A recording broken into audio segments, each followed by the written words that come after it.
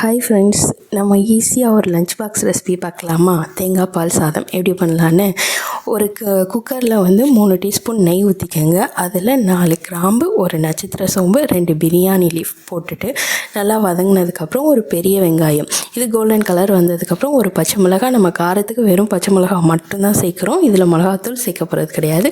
உங்களுக்கு காரம் எவ்வளோ வேணுமோ அதுக்கேற்ற மாதிரி பச்சை மிளகாய் போட்டுக்கோங்க. அப்புறம் கருவேப்பிலை, மல்லித்தனை, புதினா கண்டிப்பாக சேர்க்கணும், ஏன்னா அதுதான் நல்லா வாசம் கொடுக்கும். அப்புறம் இஞ்சி பூண்டு பேஸ்ட், ஒரு பழுத்த தக்காளி, ஒரே ஒரு தக்காளி போட்டுட்டு நல்லா வதக்குனதுக்கப்புறம் நம்மளுக்கு எந்த கப்பில் நீங்கள் அரிசி மெஷர்மெண்ட் பண்ணியிருக்கீங்களோ அதே கப்பில் 3 டம்ளர் தேங்காய் பால் எடுத்து ஊற்றிக்கணும். நம்ம தண்ணி ஆட் பண்ணுறதில்ல, தேங்காய் பால் மட்டும்தான் ஆட் பண்ணியிருக்கோம். ஏன்னா தேங்காய் பால் தான் இந்த ரைஸ்க்கு கொஞ்சம் டேஸ்ட் கொடுக்கும்.